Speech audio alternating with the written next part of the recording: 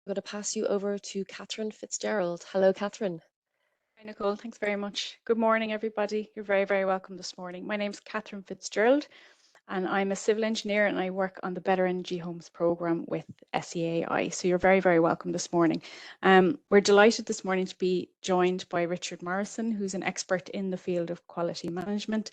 And before Richard begins, I'm going to just talk to you for a few minutes before we get started. Richard will take you through the real fundamentals and the principles of quality management in detail. But just before we get started, I'm going to take you through a couple of housekeeping items. So just to let you know that this event is being recorded. All attendees by default are muted and will have their cameras off. If you do have any questions, you can submit them by clicking on the Q&A bubble on your screen. We have allowed some time at the end for questions, so we'll take those at the end of the presentation. We will distribute a copy of this recording and the slides after the event, and we'll also create and share an FAQ from all the questions submitted. So if we don't get to your question at the end, don't worry, we'll get to it afterwards. So before Richard begins, I wanted to just very briefly talk to you about quality management in the context of the grants programs and why it's so important. So as I mentioned, I work on the Better Energy Homes programme, which is also known as the Individual Energy Upgrades Grants Scheme. We administer grants for homeowners who intend to undertake energy upgrades to their homes. For our programme, homeowners typically pay for the upgrade works upfront and claim the grant on eligible works. In addition to the Better Energy Homes and solar PV programmes, we also have our National Home Energy Upgrade Scheme, also known as the One-Stop Shop Service. And in addition, there's also the Warmer Homes or the fully funded upgrade programme, which supports works to homeowners in receipt of certain social welfare payments. And whilst those schemes, the One-Stop Shop and Warmer Homes programmes, are administered differently, the principles of quality management still apply in the context of operating under those schemes. So I'm aware that some of you on the call today may be operating on a number of schemes, and it's important to remember the information you're getting today will be applicable across all schemes. The grants programs are funded by the Exchequer, so this is taxpayers' money, and SEAI's role is to administer the grants on behalf of the government and the Irish taxpayer. As such, SEAI have certain governance responsibilities to ensure that public funds is being administered appropriately. The Climate Action Plan, that document there on the right-hand side, that outlines the emissions reduction and energy efficiency targets for all sectors of the economy, including the residential housing sector.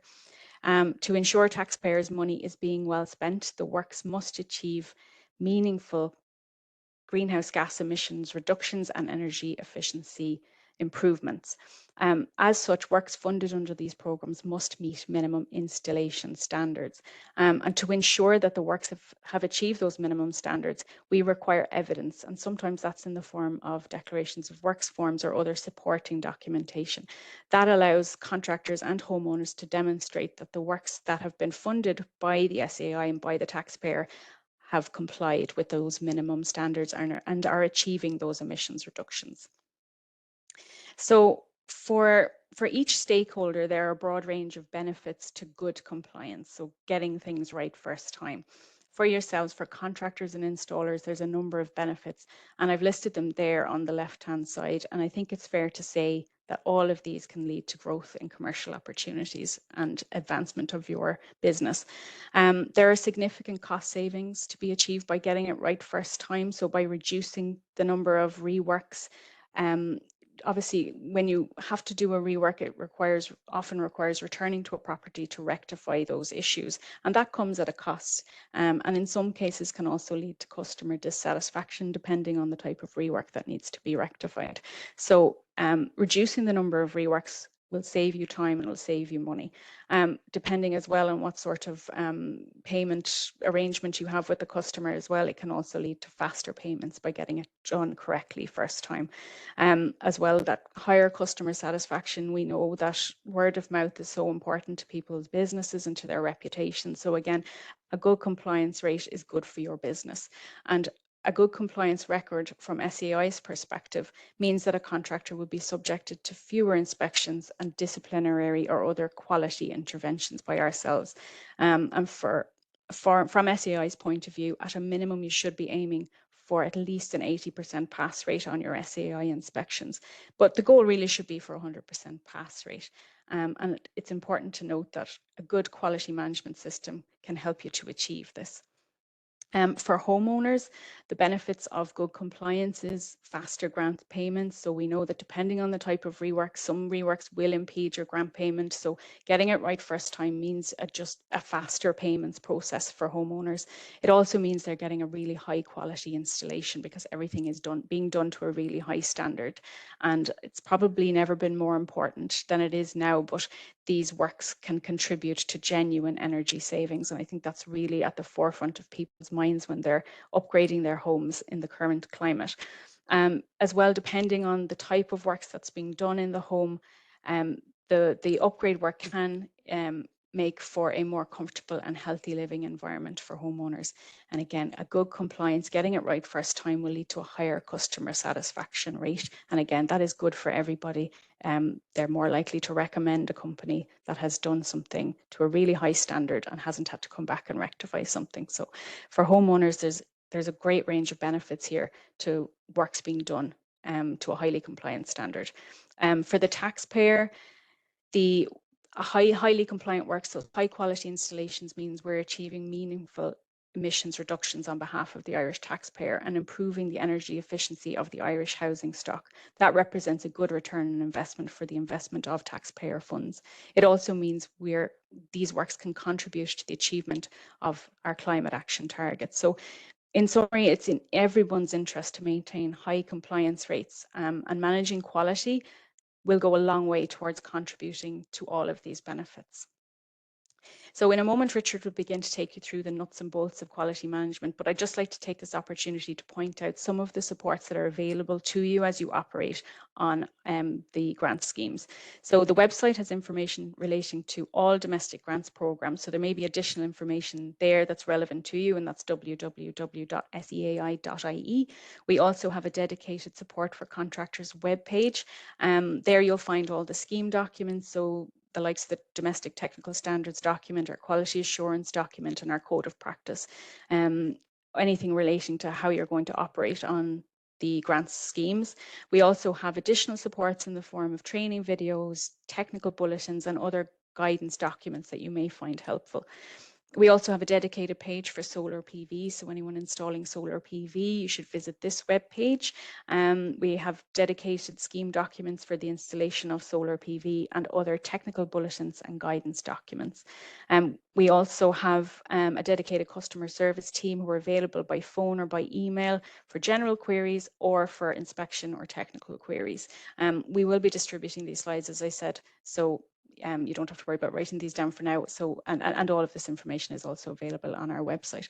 The final message from me really is, if you're in doubt, reach out. If there's any aspect of the works that you're unsure of, or if you're unsure of anything in relation to the paperwork or uploading of documentation, please do contact us in advance of completing any declaration of works or other supporting documentation. So thank you for your time. I'm going to hand you over to Richard now, who's going to take you through quality management systems in more detail. Thank you very much. Thanks very much, Katherine. Good morning, everyone, and you're all very welcome to join this training session today to talk a little bit about quality management systems. I'm well aware that the weather is bad outside, that we're all busy trying to do a lot of good works within all of our organizations, and the last thing we need is a morning inside thinking about quality management when there's a load of work to do outside. But I'll go through what the fundamentals around the quality management system are in the next couple of hours. So I suppose, just so you know who I am, Richard Morrison is my name. I work with a company called Optian. I've been working with management systems for a long number of years now. And so I've got a lead auditor training. I'm a certified lead auditor. I've done quality management system audits on behalf of SEAI across various different programs. making sure basically that the systems are operating as they intended and that they meet with the SEAI requirements. I'm a Lean Six Sigma black belt, so I understand quality improvement and what's required in order to drive improvements and implementing management systems. And I also work on behalf of accreditation bodies, auditing certification bodies. So I've been working in the area of standards and standardization for a long number of years now. And we'll go through some of the benefits of quality management during the slides, but one of the main aims of a quality management system and standardization is that we all work off of the same level playing field, that the end customer gets what they paid for, that SEAI get the quality works that they have funded in some cases or in most cases, and that the competition are working to the same standards as well, so that we're all operating off of the same hymn sheet. And that I think is one of the strengths and benefits of a quality management system. The other things include, as Katherine mentioned earlier, the fact that reworks cost money, and reworks can cost a significant amount of money. Getting boots back on the ground, getting back on site, the inconvenience of having to go back and do reworks, that all costs us all money. So it's more cost effective to do it right first time. So this morning I'm going to talk, run through what the general principles of a quality management system are. And the basis behind that discussion is going to be ISO 9001. So there is a framework in ISO 9001 that talks to what's involved in a quality management framework. We'll take a little bit of a breather then for a few minutes to stretch the legs, take a bio break, top up the coffee to get into the second half of the session, which talks about what it actually means to apply the learnings from before the break. So the general principles from before the break. How will I actually apply that within my business in the context of a retrofit program? What type of checks do I need to do during the installation works? What type of quality assurance or quality checks need to be carried out, and what type of governance there needs to be? And finally, there's an opportunity for Q&A. And as we go through the training, if you come up with a question or you've got this burning desire to ask questions, there's Q&A there that you can stick up your question or your query as it arises, rather than waiting until the very end. So don't hesitate to ask questions along the way. So that's the agenda for the morning. And we have to start with a definition of quality. So what does quality actually mean?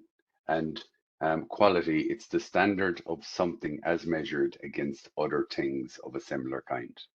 The degree of excellence of something.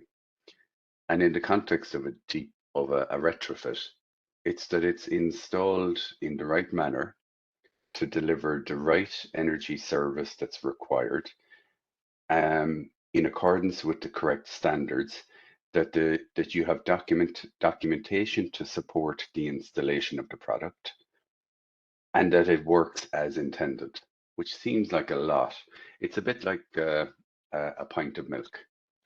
If I'm purchasing a pint of milk, or sorry, I'm showing my age, a liter of milk. If I'm purchasing a liter of milk from the local shop, as an end customer, I just want fresh milk. I don't want to have to open the cap and have a smell, or have a look and see if there's anything, if there's cream on the top of it, or if the milk is out of date. I'm expecting that the person giving me the product has done all of these checks, and I'm assured that the product is of a good standard. I don't want to have to do quality checks on that milk. Similarly, if I'm an end user or a homeowner, what I want is the quality of the product that I'm purchasing being delivered. That if I put in an extract ventilation system, that it actually works, and that I don't need to worry about all of the different nuances around the installation of that piece of equipment. that the system actually works as it was originally intended. So that's what we mean when we talk about product quality. And what then is a quality management system? But the American Society of Quality talk of a quality management system as a formalized system that documents processes, procedures, and responsibilities for achieving quality policies and objectives. And a quality management system helps coordinate and direct an organization's activities to meet customer regulatory requirements and improve its effectiveness and efficiency on a continuous basis. So in English, what that means is that we document how we're going to do something, and then we check to know, are we doing it? And we actually outline what our policies and what our objectives are. And maybe we have an objective to have no customer complaints, or reduce customer complaints by 20%, or have a score of X% with the SEAI. But basically, what we need to try and think through when we're developing a quality framework is that it's not just about the works. It's not just that the piece of equipment works. It's also the quality management framework needs to be considered from end to end, right from marketing through to the customer engagement at the start, through the site survey, through the quotation process, through the delivery of the works, which is that small piece in the middle, the quality checking of the works once the works have been installed, the documentation that's required in order to demonstrate that the works were completed, and maybe a satisfaction survey at the end. And then along with the governance associated with the implementation of your quality management system.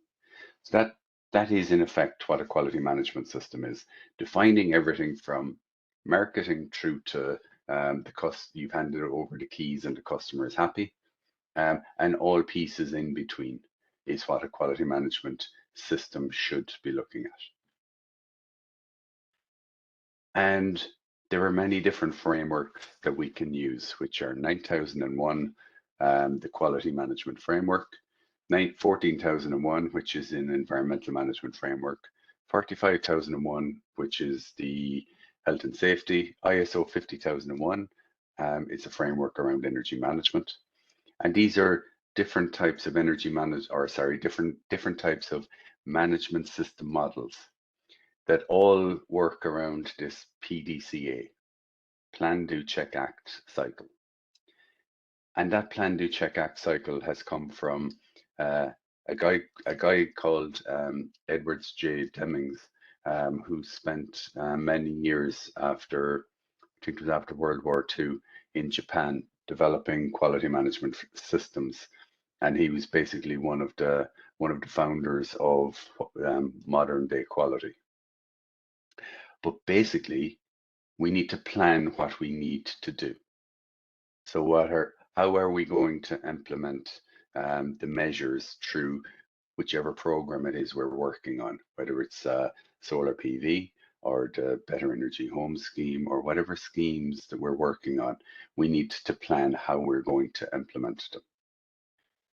We then need to go do what we've planned, which is to implement the measures as we said we were going to do. After we've implemented them, we check and monitor progress associated with the measures we've implemented against the plan. So we have a plan which outlines how we're going to implement stuff. We implement them, we check it, and then when we have errors, or when we have implemented a system and find that there are things that are not quite right, we take corrective action to improve the process. So we don't just go and do. We don't just have the site inspections as the snag list that has us just remediate any issues that have been found either through our own checks or through the checks done by SEAI. We actually take action to make sure that the process is improved. And if somebody is starting to, or if there's a similar error or a similar issue being identified in different jobs, then we should consider some sort of training, some sort of toolbox talks in order to communicate back to the right personnel that we actually get it right first time. So that plan, do, check, act cycle of continuous improvement should be embedded in your organization. And then we go back to planning again. We actually go, hang on, are the systems and processes working right? Do I need to update my plan? And then we continue that cycle um, as we continually improve and as schemes change. So the ISO 9001 representation. So what is 9001? And lots of people would be maybe fearful of what 9001 is. So this is 9001 on one sheet. We have leadership in the core, which is number 5. We have the planning process, the support and operations, which we'll go through in a second. We come down to performance evaluation and make some improvements. And that basically is our plan, do, check, act, with some inputs to the process, including the context of the organization, customer requirements, and needs and expectations of interested parties. And hopefully what comes out the far side is customer satisfaction, the results of the quality management system auditing process, and good measures having being installed as a result of having the management system in place. So we'll go through each one of these in a little bit more detail now. And to me, one of the most important parts of a quality framework are the inputs to it on the left-hand side. And we need to understand the context of the context of your organization. So when we see organization and its context, I'll just second now, laser pointer. So understanding the organization and its context. So we do need to know, or from your perspective, documenting, how long you're in business, what's the type of products and services that you deliver, what type of supports are we looking to get, what's our target market, what's the target audience, because it does make a difference to understanding the context of your organization. If you've got a lot of people that are non-native English speakers, then maybe that's an input into your quality process, which may require us to have some of the documentation or some of the training in a different language in order to ensure that we get the right output at the other side. We have customer requirements. And what are the before we get to the customer requirements, we need to know who the customers are. So some of the customers, it's not just the homeowner that's the customer. In this context, SEAI is also a customer. And because SEAI are paying for some of the supports, depending on the programs that the supports are working on. So the customer requirements. So the customer may be expecting a grant. In order for the grant to be achieved, we need to understand what the grant requirements are. Do I need to take photographs? Do I need a customer waiver? Do I need operating manuals? What are the requirements that are needed from an SEAI point of view in order to obtain that grant? We also need there's an expectation from an SEAI point of view, i.e. one of the customers, that there's quality assurance being given on the measures that we're installing. Some of the other customer requirements include the function of it to make sure that it works, the schedule, in that we don't expect or want to or need to wait 3 years to have a job done, and that the costs are whatever the costs are, that it's clearly identified as one of the customer requirements around how long costs will be valid for and how long it'll take for doing the job. That's starting point on the inputs to the system and the needs and expectations that we need to take into account at the start. So the customer we've already talked to, SEAI we've talked to, ESB Networks and Gas Networks Ireland may have certain customer requirements. There's regulators and planners, and also there's the likes of RECI, RGI, and NSAI that have certain needs and expectations when you're implementing measures. So these are all inputs to get us on the right track. And there's also, I suppose, one last point on the organization and its context is knowing what it is that we want to achieve from the quality framework. So the next item that we would talk to is leadership, and it's not a mistake, or it's not a coincidence that leadership is in the center of the circle. And this is leadership within your organization. If leadership, and I've delivered management system training many times, and I would typically say to people that if leadership are not committed to whatever it is, whether it is 9001 or 50,001 would be another area that I work in. If leadership are not committed, then have a cup of coffee and head back to work. Because without that leadership commitment in the core of the framework and in the core of the organization, then the rest of this does not work. And we need to demonstrate leadership in the organization with a commitment to quality. And that commitment to quality is ensuring that there's sufficient time available to do all of the installs as are required.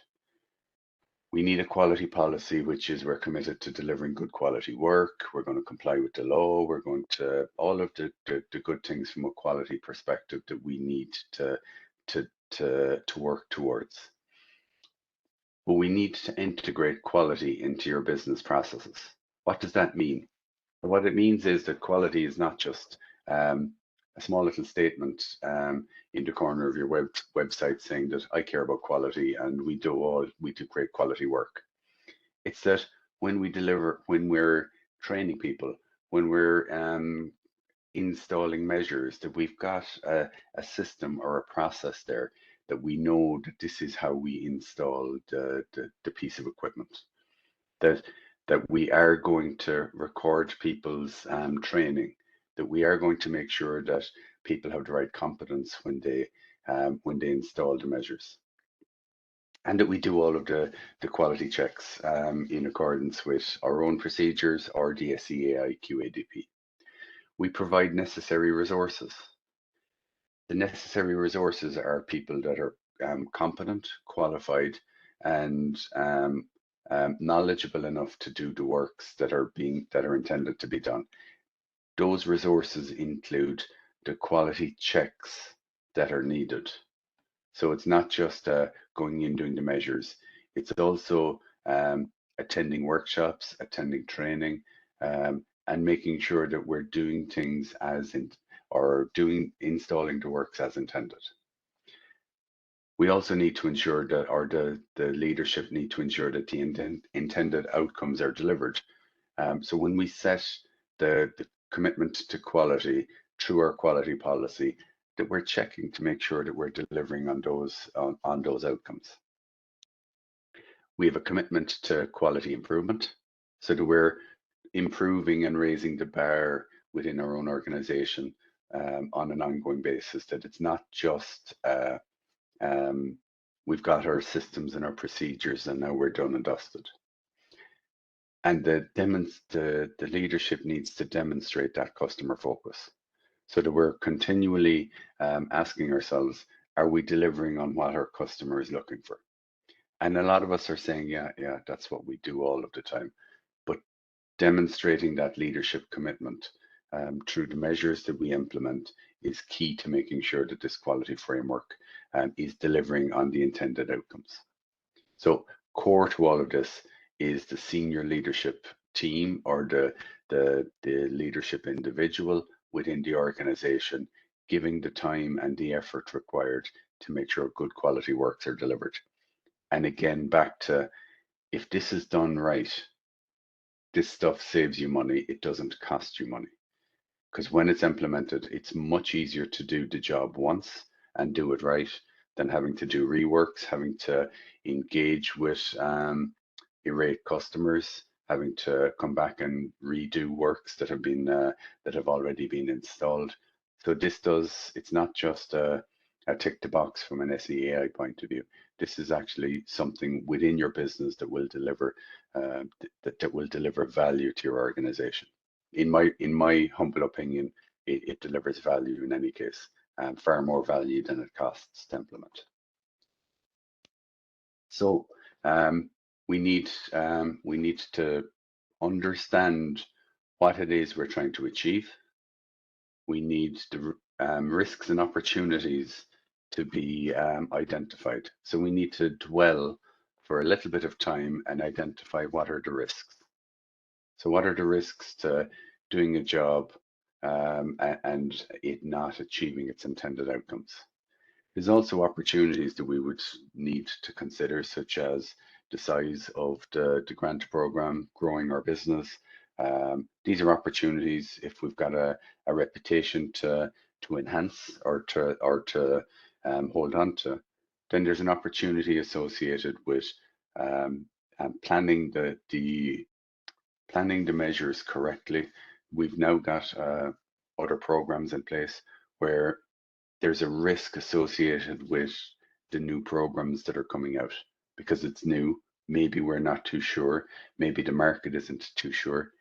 And we identify these risks and then we take actions to mitigate the risks. So once we've identified that there's a risk or an issue, then we take actions to address the risk. There's risks associated with growing your business very quickly, where we take on additional people, and maybe those additional people, we're not too sure whether they deliver quality or not. So then we take action to make sure that that risk is mitigated during the implementation of the measures. During planning, we set quality objectives. So what is it that we're looking for? What's the purpose of having this quality framework? Well, we need to set quality objectives. And those objectives need to be identified, documented, and communicated. And we work towards achieving those objectives, whatever those objectives may be. Planning for changes. When systems change, when personnel change, when the requirements for installs change, a new product we're trying to introduce, then we need to plan for those changes within the quality management system. And we understand the quality risks associated with, I don't know, changing heat pump supplier, for example, changing external insulation supplier, maybe changing subcontractors that do some of the work on our behalf. Maybe changing PV manufacturer or PV supplier because of supply chain constraints, new measure or new type of product that we're putting in. We need to plan for those changes and make sure that it delivers on the intended outcome. So we then move to resources. So we have leadership commitment, we now have planning, and now we need the right people and the right infrastructure and the right environment in place in order to implement that planning. So we do need the necessary resources in place. It's not just a piece of paper that we have in head office. This is implementing the measures.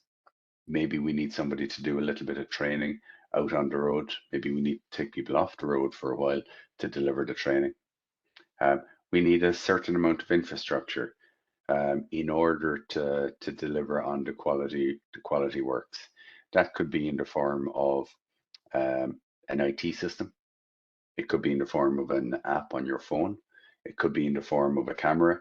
It could be a data collection system on site in order to collect the required information in order to be able to demonstrate that the works were completed on time and to the right quality.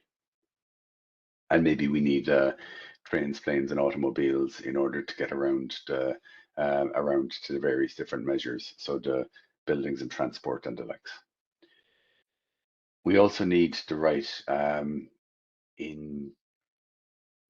right culture in the organization, that it's not just get the measures done and run out the door. We need the right culture in the organization to slow down and check to know, are we implementing the system or the measure as intended?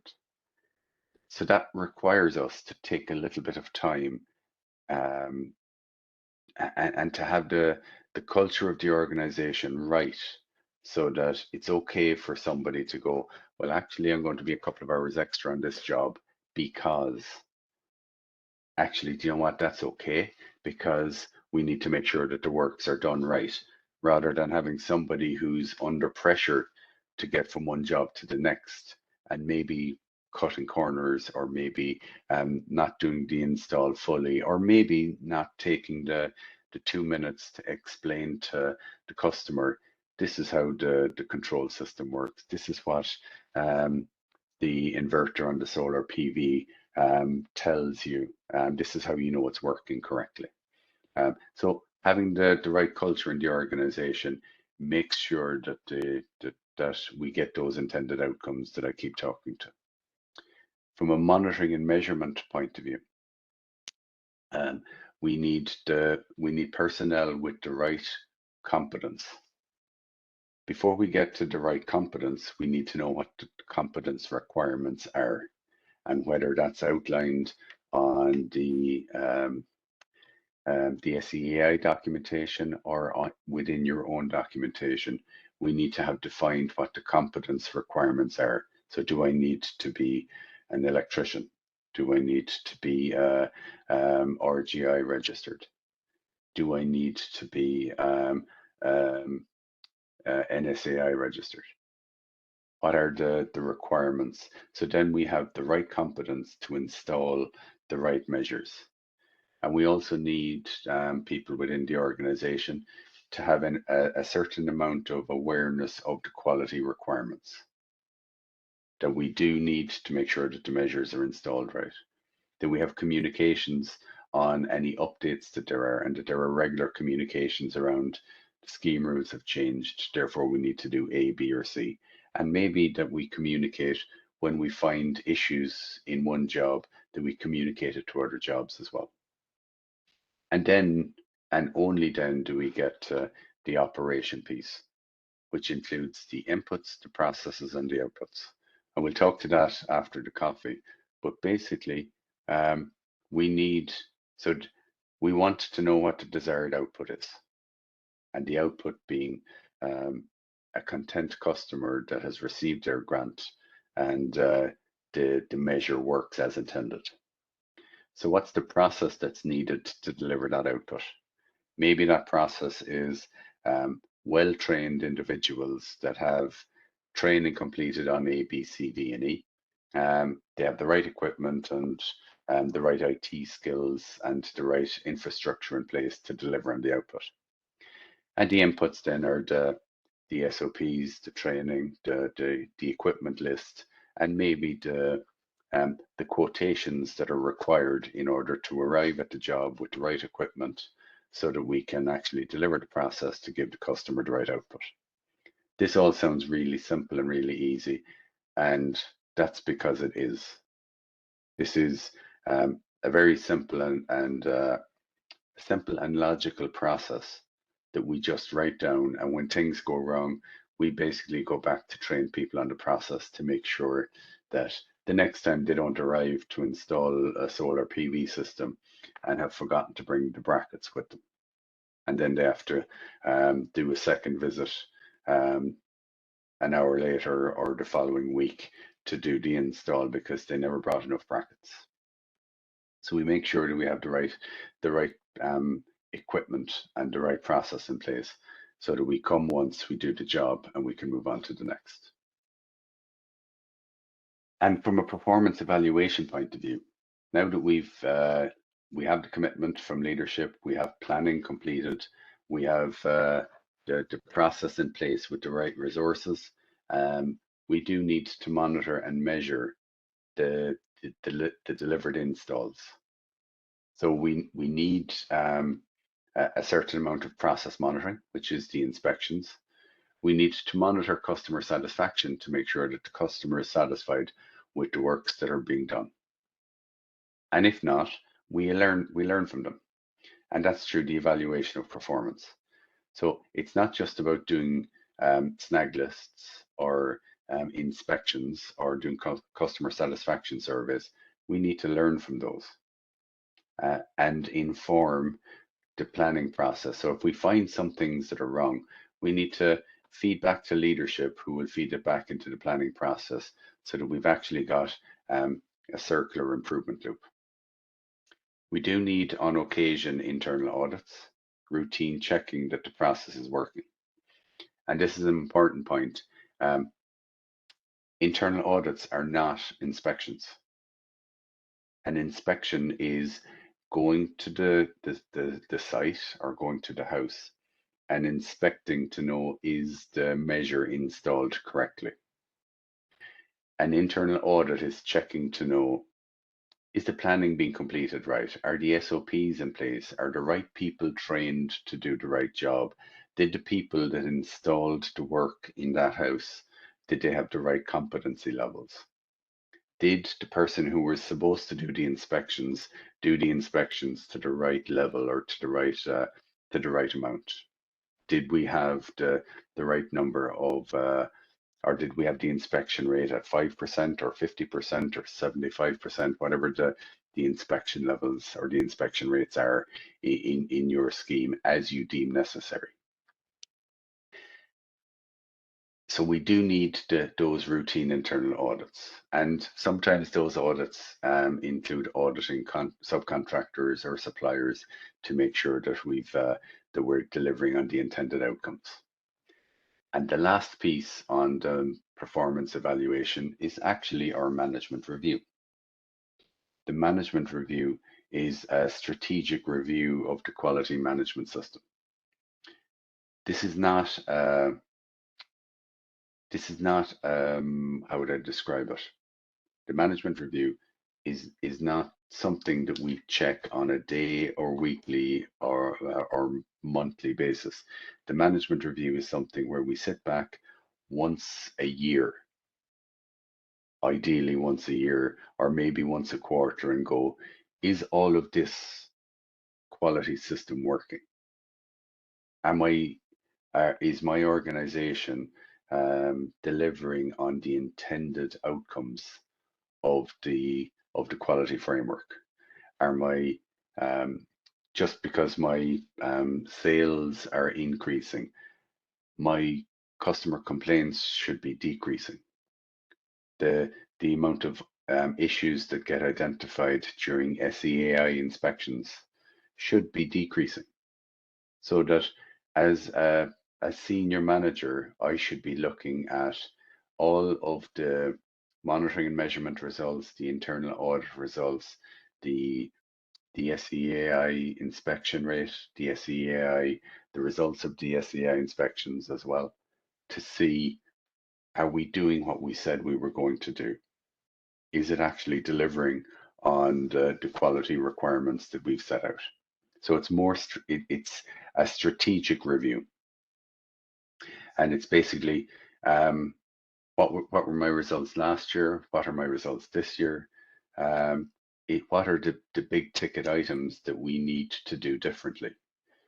Do I need to take everyone off the road for a day or two to actually retrain them on items A, B, and C? What are the recurring issues that are happening, so that we can actually get out in front of it and deliver the quality works that we're aiming for, that would have been identified in one of the earlier slides around leadership. So it's not just how do we keep people happy or how do we keep people quiet. This is a strategic review to make sure that, do you know what? the reworks rate is costing us X amount of money, X amount of time. We need to know how much, and one of the things I learned early on in quality is only something that the customer is willing to pay for. So I ask yourself, does the customer want to pay for a revisit to a site? And that's one of the an important point. No customer wants to pay for a revisit. Not for the money, nor the disruption. If you've handed over the keys, you're finished your job and you're gone. Nobody wants those difficult, awkward conversations. The look, it's not working, it's broken, something has fallen off the wall, the PV doesn't seem to be working, I'm not getting the output that I thought I would. How do I know it's working? All of those customer complaints, we need to learn from them at the management review in order to go, okay, how can we make these issues go away? We can make them go away by coming back and planning a little bit better, um, updating our policies, procedures, and our training, and then hopefully we get better results the next time. And that would be the ultimate aim of the quality management system. And we then get to improvement. So we have gone through all of the performance evaluation element of it, and we look through that strategic review and through the results of internal audits to know how can we enhance the customer experience. How do we want to meet customer requirements, or do we want to enhance the customer satisfaction? I think the bare minimum is meeting customer requirements, but we want them to. I recently got an upgrade done on my house, and I can tell you the contractors that did an absolutely splendid job that I would recommend. I couldn't recommend highly enough to anyone else in the community. And then there's the others that maybe that have room for improvement. You know, those that were difficult, awkward, didn't deliver on the requirements, or didn't deliver on my requirements. All I wanted was somebody to come in, do the job, and be gone. And some of them were relatively challenging to work with. So we do need to enhance the customer satisfaction experience, the customer experience, so that that drives, and we'll talk on the benefits of this later, but that drives the improvements that we're looking for as part of the quality framework.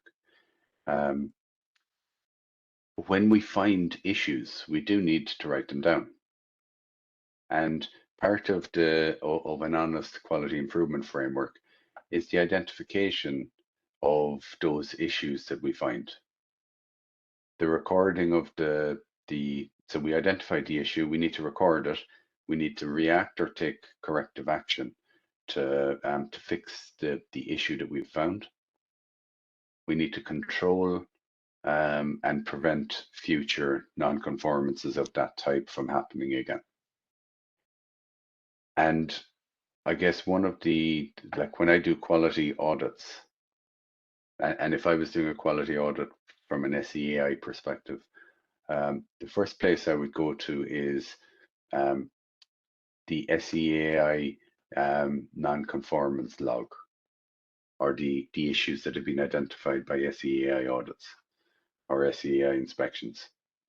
And then I would want to see the internal checks that are being done. And if you're finding less issues than SEAI, then there's something not quite right in how you identify, record, react, and control.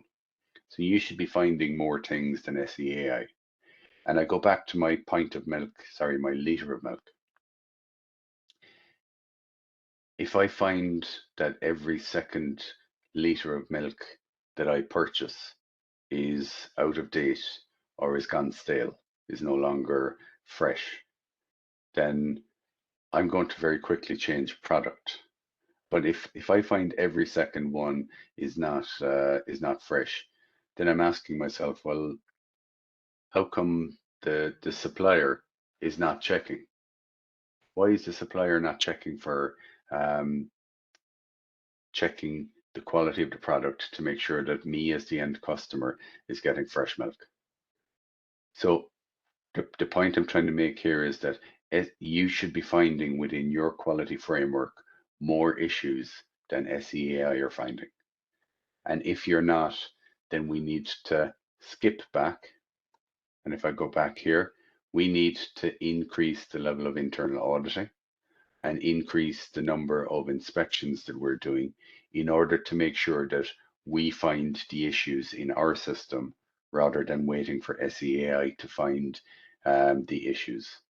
The purpose of SEAI is not to be your quality control.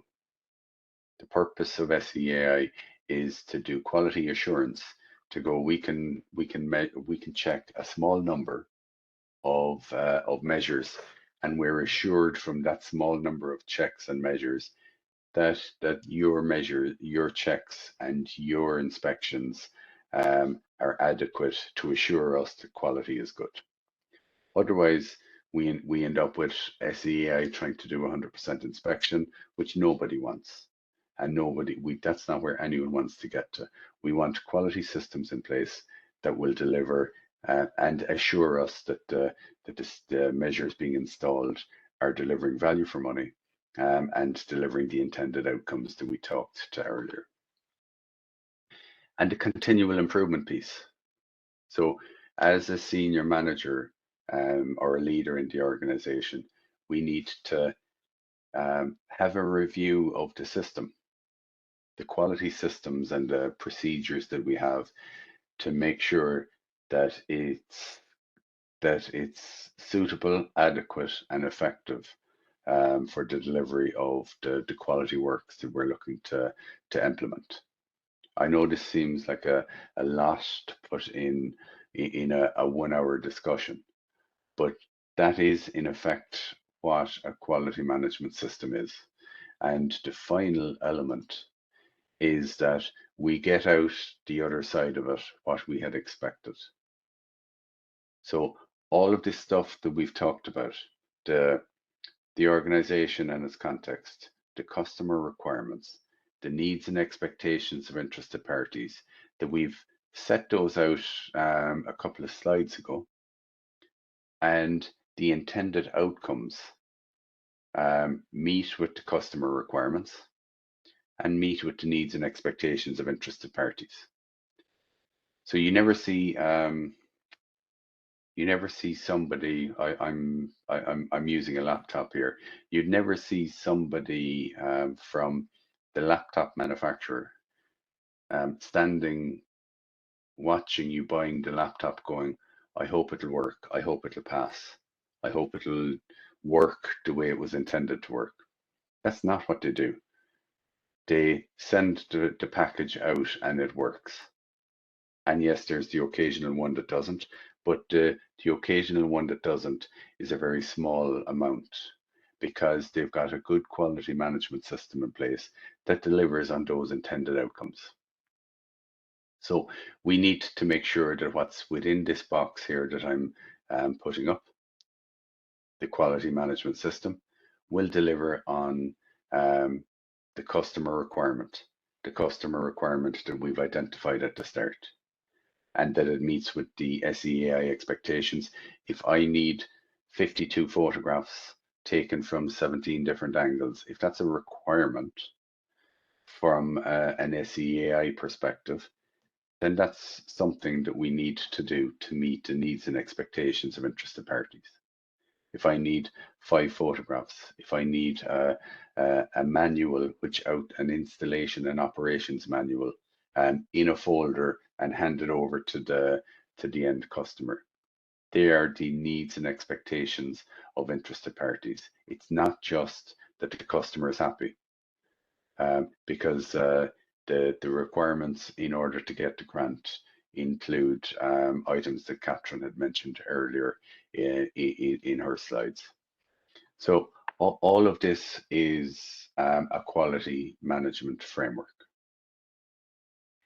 And then Why would I want to do this? And I'll start with the barriers. The barriers to a quality framework. Oh, dearie, dearie me, I'm too busy. Do you know how much work I have ahead of me? And we're too busy for this quality management system. This is all, I'll use the slogan of a company we all know, nothing added but time. And this quality system is a waste of my time. We know exactly what the customer wants, and we come in and we've got great relationships with our customers, so therefore we don't need this quality framework. And you know what? I've been doing this for 20 years and never had a complaint from anybody. No complaints. We never make mistakes. Well, I'm only at work with 2 hours, and I've made a few mistakes already today. If we believe that we've never made mistakes, then we're probably not being honest with ourselves. We all make mistakes. How's this going to save us money? Sure, costs are rising anyway, and we're profitable enough that we can absorb these reworks, and we don't need any training. The lads and ladies have been out doing those installs with months and months and years, and they know exactly what they're doing, so they don't need training. These are all of the barriers, just in case somebody just dials in now and hears me saying that we don't need any of it. These are all of the barriers to implementing a quality framework. The benefits. Well, the main benefit is that it meets with the customer requirements. That when I go do a job, that it actually meets with the customer requirements. The benefits of the quality framework also include compliance with legal and contractual requirements in a cost-effective manner. So those procedures and systems that we talked about a couple of slides back in support and operations outlines those legal requirements that we need to comply with when we're making or when we're installing a measure. So compliance with legal and contractual requirements becomes absolute. This is going to comply with legal requirements. If I'm putting up solar PV, do I need planning permission? Do I need a qualified electrician to do the install, the connection into the panel in the house? Can that be done by somebody that's RGI registered, or can it be done by somebody else? I think we all know the answer to that, but it gets defined in our procedures. And the benefits are that all we need to then do is follow the procedures. The quality framework also instills confidence in that somebody comes, they do their job, and they leave, and it works. And there's no actually, I get a knock on the door to go, I need to come back and I need to do A, B, or C, or I forgot to put on labels, or I forgot to give you a manual, or I forgot to do whatever it may be, or it doesn't work. So if we've got a good quality framework in place and we have the quality checks being done before we hand over the keys, it instills confidence in the customer.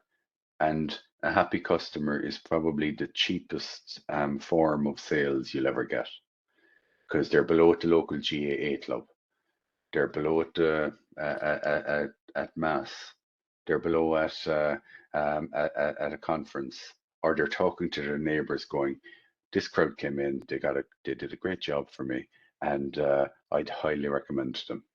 That's better than any number of flyers or brochures in the door.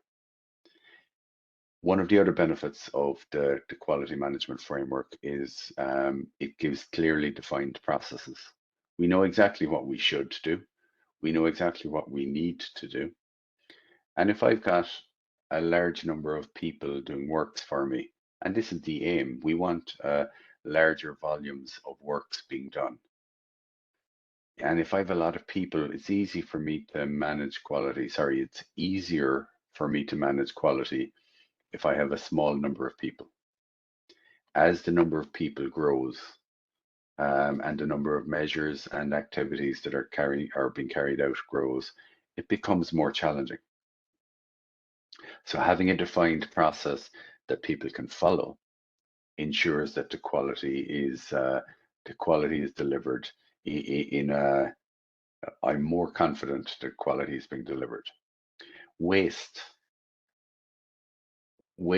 is back to that reworks, back to having to put boots back on the ground on site, having to revisit a house. That costs money.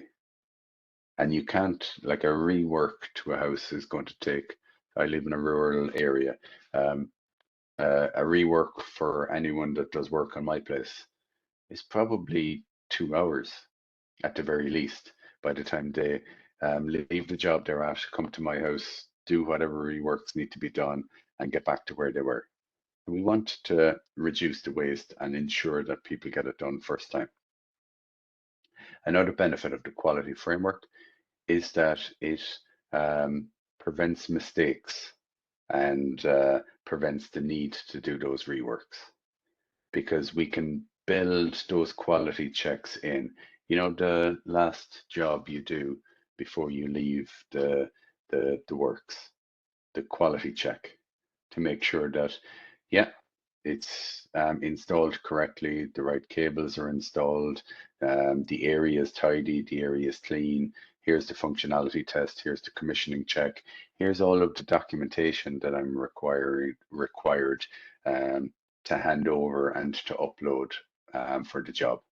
So a quality framework, it has that process defined, and it prevents mistakes and reworks.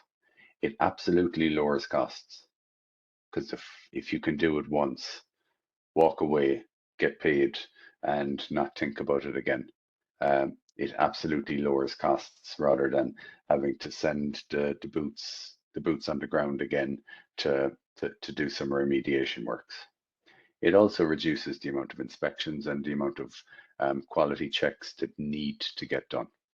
Because when it comes to inspections and internal audits within your own organization, if you're meeting all of these requirements, you can reduce the level of checking that needs to be done. And I'll just go back for a second here. The non-conformances, if the number of non-conformances that you have in your system significantly reduces over time, then we can go back one more slide and reduce the number of internal audits and the number of checks that need to be done, because the confidence that you have that you're delivering on good quality measures. So all of these elements are all tied together. It's not that we don't do each one of these individually. I don't do internal audits for fun. I do internal audits to give myself confidence that the system works well. And when I was in college learning about quality, one of the assignments I was given early on was to develop a quality control system for a facility that makes matches. And initially, I thought it was a silly process. But as I started to work through developing a quality framework or a quality system for making matches, I realized I couldn't do 100% inspection. Otherwise, I'd have no matches to sell. So I had to reduce the amount of sampling to a level that would give me confidence that when somebody opened a box of matches, that the match would strike and the match would work. So what we want to get to in a quality framework is that when we get to here, we're actually delivering on the customer expectations, and that the systems and processes work, and that when SEAI come out doing their inspections, that the install works correctly, it's got the right documentation, that it's installed as per manufacturer's requirements, and that we're all happy. The best inspections that SEAI do are the ones where they've got all boxes ticked and that the measure is installed with no reworks, because neither SEAI nor yourselves are looking to have to do reworks. We want them done right first time. And then the final element of this is upskilling through training. So we need to train people on the process. We have a structured process on how to install the measures, and the people that work for us are continually upskilled and trained in accordance with the quality framework requirements.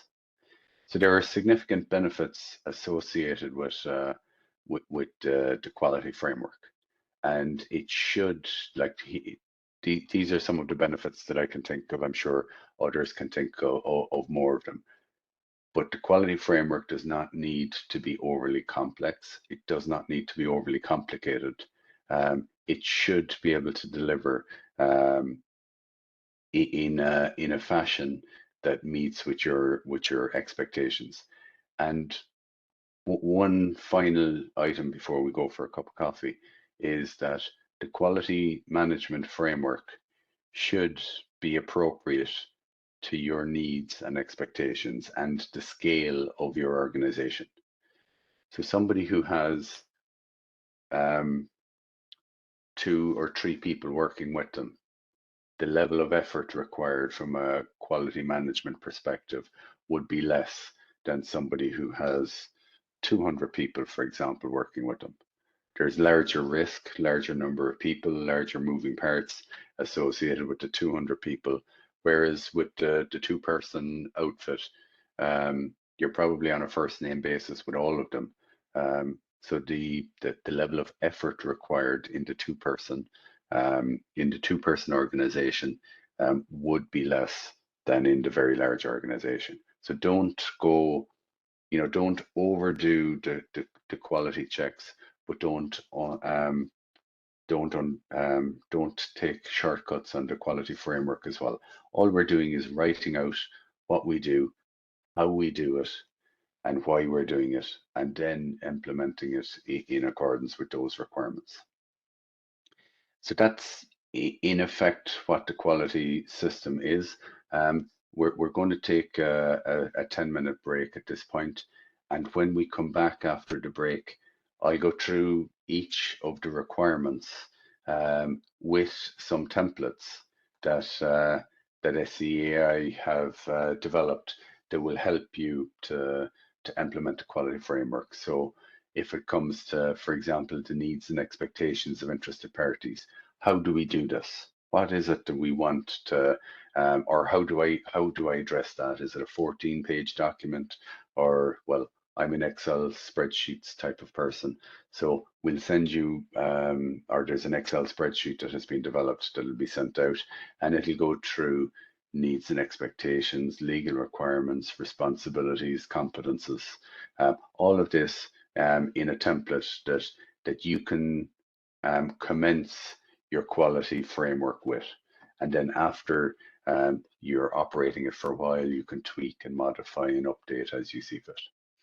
So we're going to take a 10-minute break. It's now, I said 5, but we'll take 10 because it's enough time to get a cup of coffee and a bio break and stretch the legs and things. So it's now 10:40. I'll recommence there at 10:50. Okay, so you can leave you don't need to leave the meeting. Just I'll turn off my camera and go on mute, and I'll be back again at 10:50. So enjoy the stretch of the legs, and we'll come back to address the rest of these then in about just over an hour or so, and then there'll be Q&A at the end. Thank you very much, and we'll see you all at 10:50.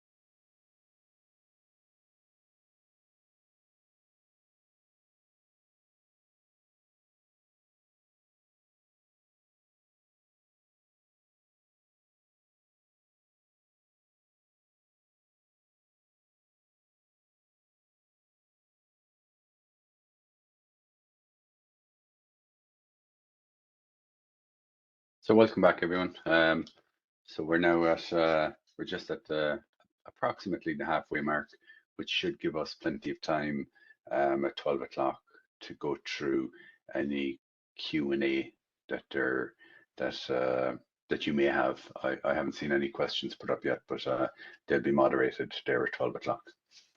So if Katherine can hear me, just turn on and off your camera there for a second so that I know that I'm not talking into perfect wilderness. Sometimes that has been known to happen. So thanks very much for rejoining me for the second part of the session. So earlier we talked about what is a quality framework in the context of ISO 9001, and I would recommend that anyone who doesn't have a copy of 9001 that you go buy a copy of it, and it'll give you good insight or good direction of travel for implementing a quality framework. Some people talk about it costs too much money. Well, I'd ask what's the cost of the reputational cost from your business?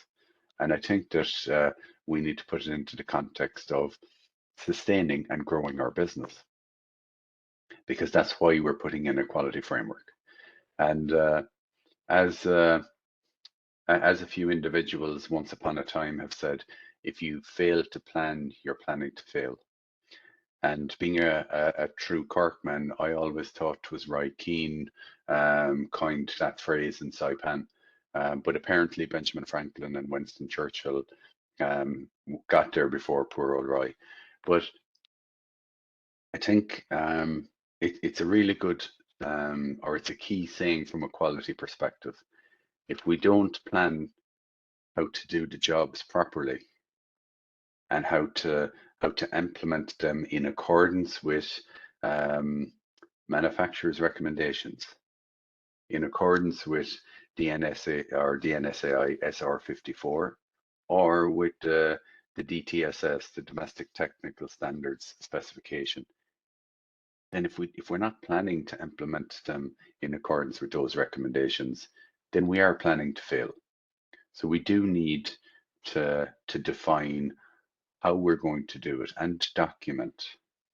And this planning starts with right from the outset. So I mentioned it before the break, I'll mention it again.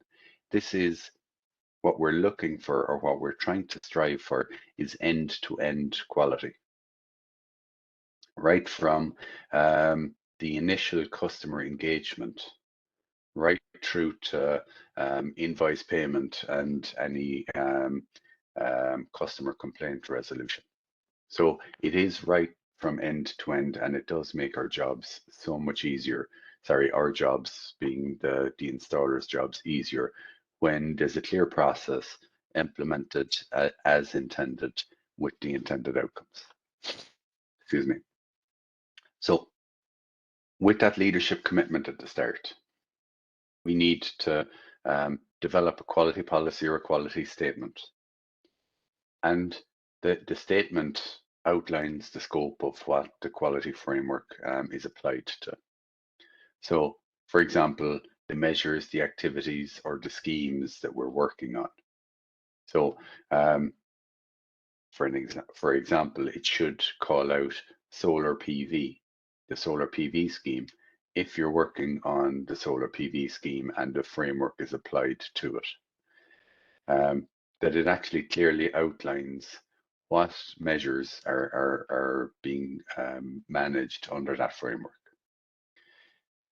It should contain a commitment to delivering high quality measures, which seems relatively obvious, but at the very start of this is having policy statements that point us in the right direction.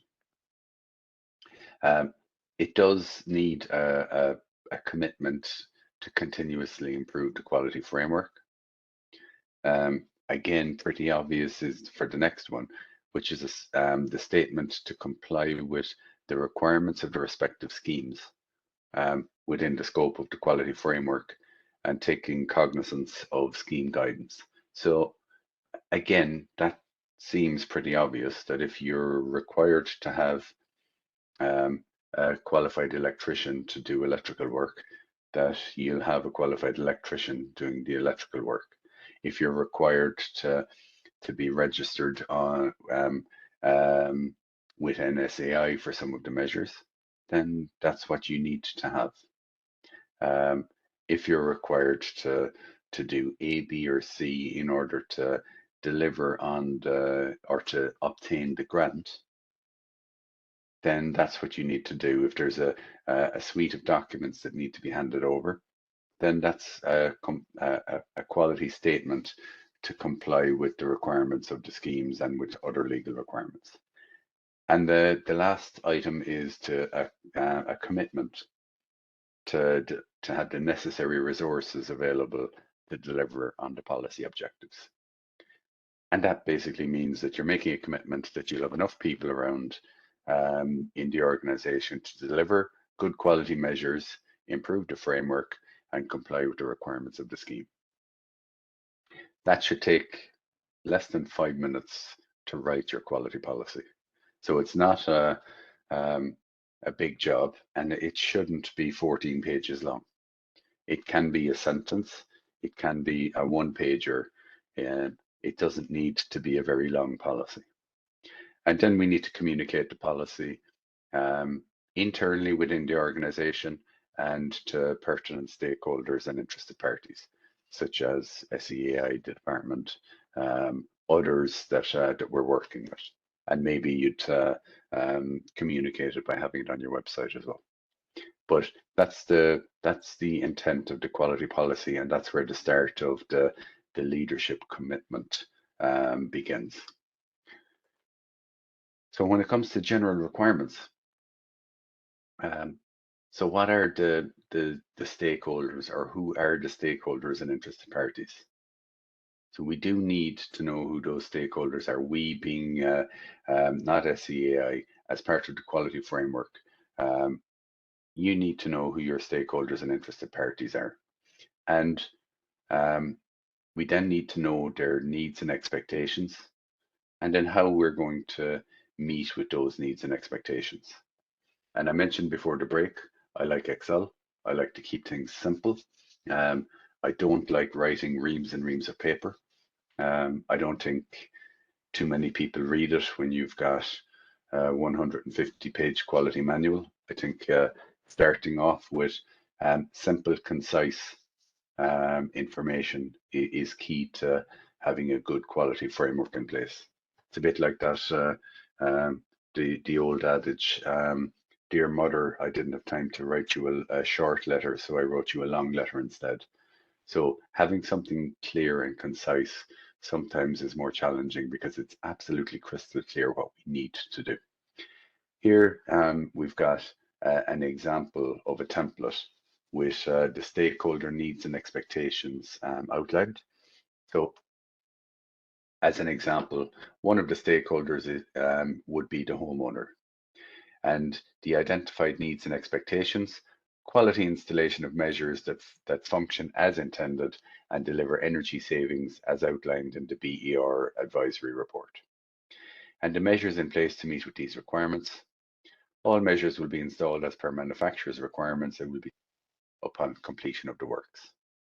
So if this is my system, I'm saying that I understand the stakeholder being the homeowner.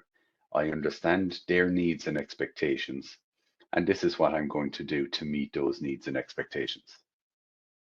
SEAI measures will be installed as per scheme guidance and will meet with all legal requirements.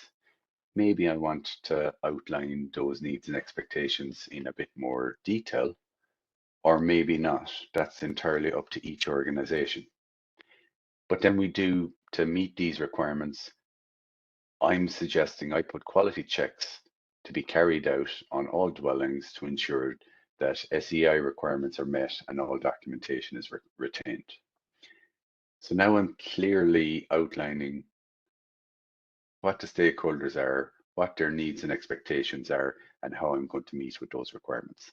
And then when it comes to the end, when we talk about auditing, we can check to know if these requirements are meeting the needs and expectations. And we continue with the Department of Housing, local authorities, etc.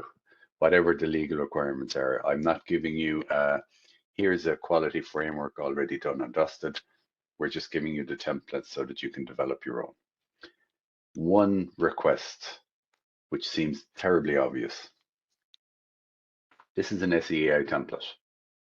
So you take the SEAI template, or sorry, the SEAI logo off the template when you use them, and put your own logo on, because this will be your system. So these are your stakeholder needs and expectations, as opposed to it being SEAI's.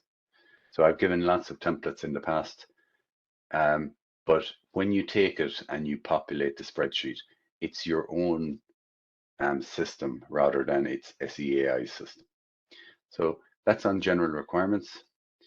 The next item is identifying these legal requirements. And we do need to identify whatever legal requirements there are. There's also contractual requirements between SEAI and yourselves, and between yourselves and the customer. And we need to understand what those requirements are, and we need to document them in order to be able to evaluate compliance with legal requirements. And with any quality framework, we have to start with complying with the law. And here we've got identifying the list of requirements. So we write down all of the things that, all of the requirements that we should do. And document how the requirements will be met. And then we check, are we complying with those requirements? So for example, there's a requirement for the BEH Contractors Code of Practice. It documents, or the document sets out the program-specific requirements of contractors and practices in carrying out work supported by the program. It needs to be communicated to all employees and contractors working on the scheme. And we're going to check through the internal audits of the quality management system to know, do we comply with these code of practice requirements? And then we check, are we in compliance? Yes. And we'll check again in December 2022. So these are, and here's the BEH Contractor Code of Practice. There's the Better Energy Homes QADP. There's the DTSS that I talked about earlier, and the purpose of the requirements and who they need to be communicated to. And if I do an audit or a check, I'm checking to know, am I meeting with the requirements as set out in these various documents and various requirements. You can also, or you should also have the contract between yourselves and the homeowner in there, so that you'll have a standard contract, and you need to understand the purpose, the communication requirements between yourself and the installer, and the QA checking that's being done in order to meet with those customer requirements as part of the grant scheme. So outline all of the things that you must do, and then you'll be checking to know, are you complying with those requirements as part of your legal requirements review. And this would be one of the first things that would be done in any management system, is complying with legal requirements, because it's not an opportunity to comply with legal requirements or contractual requirements. It's a mandatory requirement. So it's not I'd love to comply with the law. That's not where we're starting from. We also need to know who's responsible for doing what. So we need to identify various different responsibilities. So who is responsible for the stakeholders and interested parties relevant to the delivery of high quality measures? So what are their needs and expectations, and how the needs and expectations will be met. So the roles and responsibilities, and I'm putting the training matrix in together. It's responsibilities and training in as one. So what are the tasks? To identify the stakeholders of the quality management system. So the quality manager, I'm suggesting as an example, is responsible for this. And the training requirement is that they get trained on the quality manual. That's assuming there's a quality manual or a quality instruction within your company. Date that they were trained, and if there's a training gap. And we can work our way down through the list here. Review the roles and responsibilities required for the effective implementation, maintenance, and improvement of the quality system. And that would be the responsibility of the senior manager in the company. And again, they need to be trained on the quality manual so that they know whether it's appropriate or not. Developing and approving the quality policy would be the responsibility of the senior manager. Identify legal requirements, quality manager, review the allocation of resources. Maybe that's the quality manager, maybe it's the senior manager. It depends on this is why we give out templates where you decide who's responsible for what. Reviewing might be the quality manager's responsibility, but the allocation, so the quality manager might go, actually, we don't have enough resources to do this, but it's up to the senior manager to actually allocate the resources. Develop a communications plan would be a senior manager. Update commissioning procedures, develop and update installation and commissioning procedures.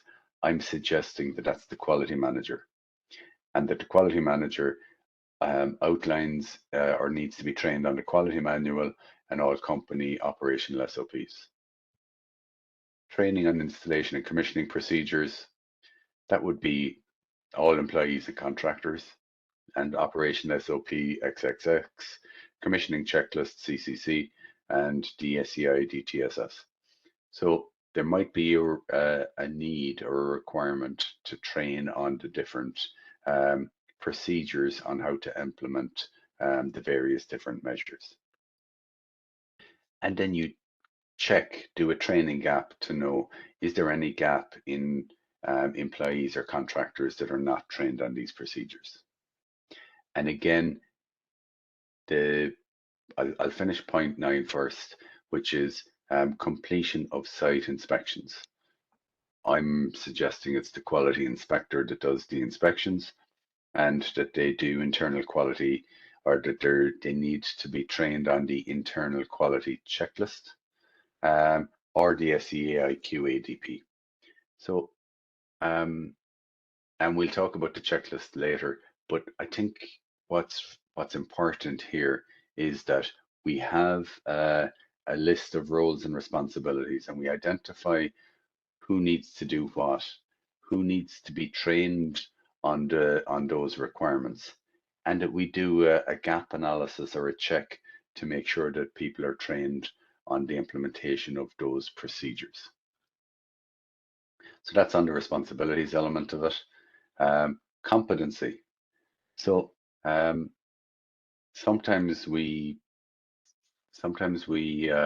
just assume that everybody knows what competency requirements there are.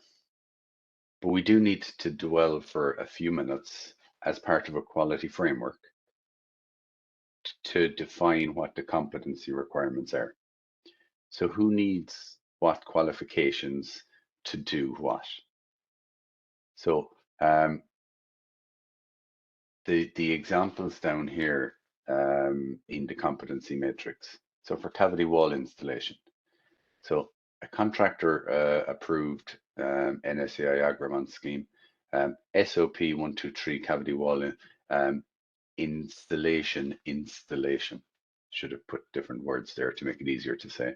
But basically, in order for somebody to carry out this task, these are the competency requirements within my quality framework. If this is my system, then I write down, I don't rely on somebody else and go, we'll do it as per the SEAI list. I'm actually taking the time and the effort to write down in my system what I believe we need to do. Because it also gets me to check to know actually what are those nuances around what the cavity wall insulation installers should have, or external wall insulation, or solar PV installers, or heat pumps, or whatever the measure actually is. So we document the competency requirements and expectations in the organization.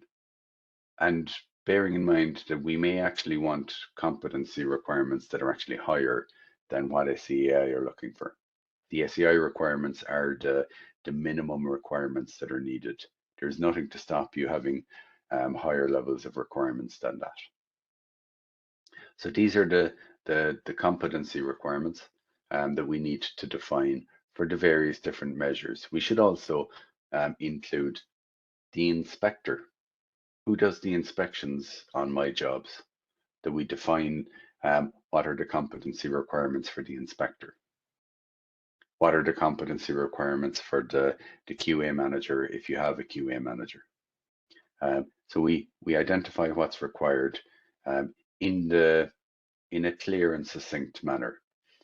We also can, if we want, point to the DTSS installer competency requirements, where we've got the various different measures. The installer competence are the competencies that are needed, the different standards and specifications that are required for the various different measures. And we can point to, we do everything in accordance with DTSS. But I find that a little bit, Asher would just do it in accordance with the code. By taking the information from the DTSS and actually putting it into my system in my company, with my headed paper or my logo on top, that means that I take ownership of the competency requirements of my staff as they deliver the quality requirements. So I hope that makes sense around the competency piece. It's not just a tick the box, yes, we comply. So have a little bit of detail around the competency expectations that you would want for the different measures.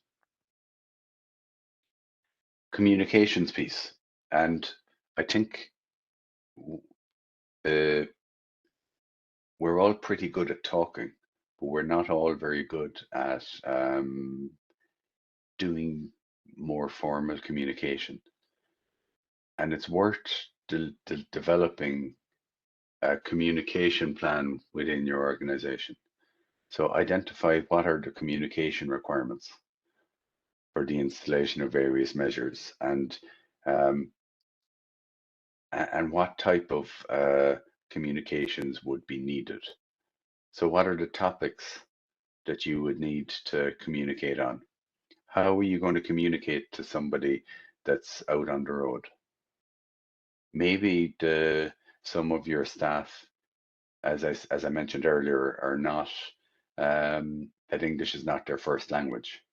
We do need to consider that. And I know in some industries, not this industry, but in some industries that I work in, they have SOPs and communications material in 2 or 3 languages, depending on the type of staff that work within the organization. So just because I communicate something to somebody, if English is not their first language, we do need to ensure that the message is understood. And I've spent a lot of time in countries far and wide, and there's nothing worse than having somebody going, "Yes, I understand." And just a quick funny story to maybe keep some people awake. I got sick when I was in Thailand once, and I had to buy some pain or some medication, flu tablets. But I bought them in the chemist, and I opened the instructions. I couldn't read them; they were in Thai, and I asked the chemist to know how many should I take, and they said 2 times per day, morning, lunchtime, and evening time. So that was pretty clear communications from my perspective, in that I didn't know what I was supposed to be doing. So I took them to my interpreter, and the interpreter explained to me that I was to take 2 tablets a day. I'd already taken 2 at that stage, and I was about to nod off to sleep. So what we need to do is we need to ensure when we're communicating to somebody that they understand the message that we're giving to them. This type of communication plan needs to be appropriate to the size of your organization. It could be, you know what, there's only 2 or 3 of us here, and you pick up the phone every so often and have a chat. For larger organizations, maybe we need presentations, emails, toolbox talks, maybe a site visit, maybe it's part of at the end of an inspection that we have communication.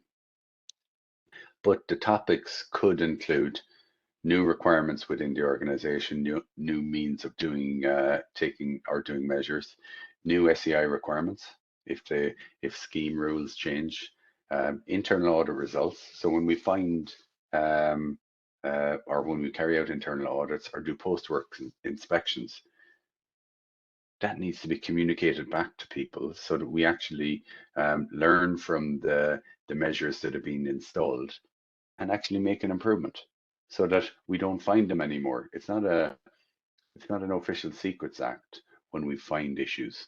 We need to actually link it back to or communicate it back to the people that are installing the measures so that we learn and we evolve as time goes on, appropriate to the size and scale of your organization. And frequency, I think all of this should be as required, as in, as we find items and issues that evolve, we actually communicate back to the right people as well. Some of the other measures that may be missing or the communication topics may include management review, communications with SEAI. It's not all internal communications, there's external comms as well that are required. This is just, again, a sample of what could be installed or could be put in there. And at 11:17, we get to the operations piece. So when we're talking about a quality framework, it's not just all about how do I put in the heat pump or how do I put in the solar PV. It includes all of the trimmings at either side of that process. So we do need to think about the customer engagement and all of the other elements of it. Obviously, this is the core, but all of the other elements of it need to be considered as well. So the scheme delivery contractor should define a quality process which incorporates the following key items. So what are the inputs? So what do I need in order to deliver a good quality measure? What process is required to deliver that measure and its interactive effects? So there are things that happen in the process that will affect the inputs and will affect the outputs. So we need to understand those interactive effects. We also need to plan for the outputs expected from the process. And I would normally start with the outputs that are required, the process needed, and the inputs that are required. So an example I would give on this specific training course, I was asked to deliver or to provide training on quality management systems to scheme delivery contractors.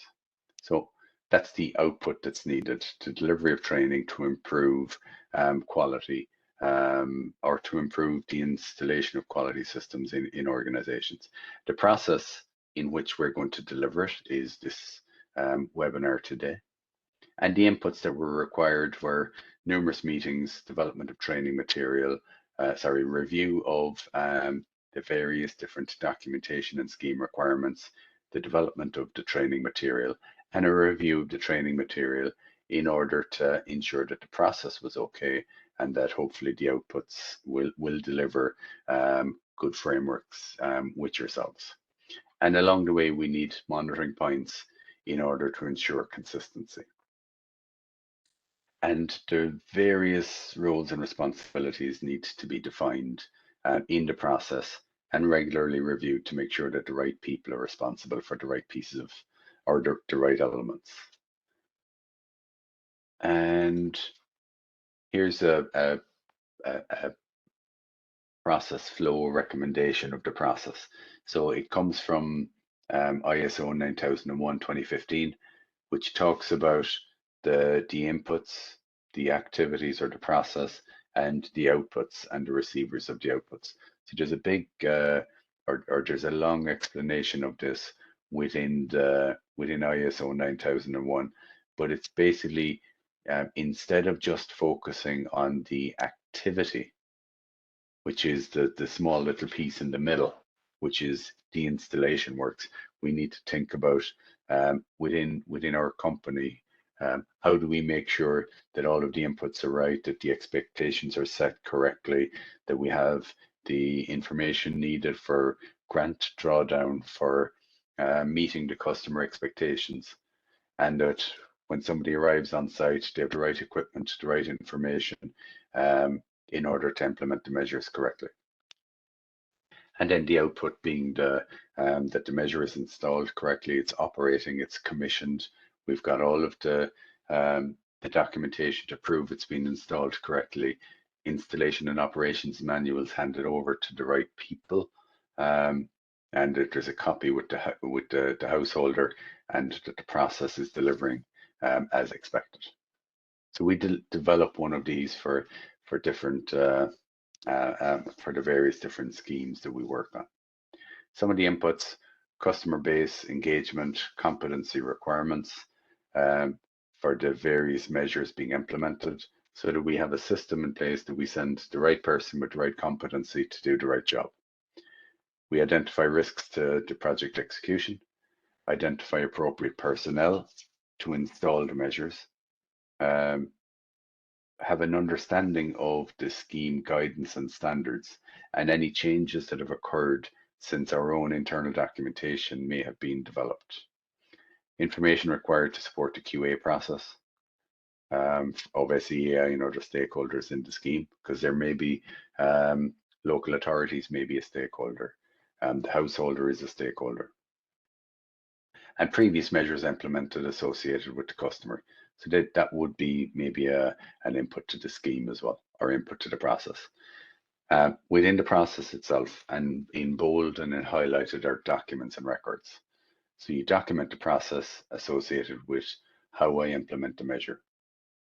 We record evidence of the correct implementation, complete QA checks, retain documented information, such as photos, QADP, installation and commissioning certification, DOWs, customer waivers, etc.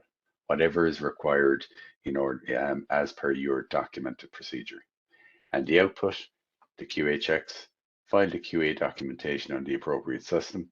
That's for me leaning towards the SEAI requirement, but the homeowner needs it as well. And complete the contractual engagement with the contractual element of the engagement with the customer. So that would be, in my head, a good process that we can follow. And now that we've got those processes in place, we now need to do some monitoring and measurement. So the quality of the works should be monitored, including the competence of installers and subcontractors. If I'm a small organization, I know all that in my head, because it's only 2, 3, 4, 5 people. I know them all by names. I know the name of their firstborn child. But if I've got 40 or 50 people, then it's a different requirement. And actually, knowing the competence of those installers and having copies of their competency, their education and qualifications, is an important element too. A snag list or internal inspection results. So if I do a snag list on a job, or I have an internal inspections report where somebody comes and does an inspection of the job, then all of that information gets recorded and put onto a system, so that we can actually see and you can learn from the items that have been installed incorrectly or that require remediation before the job is up to our satisfaction. So this is back to learning from the improvements that are required, and delivering a right first time solution to within your business. So learning from the snags and internal inspection reports.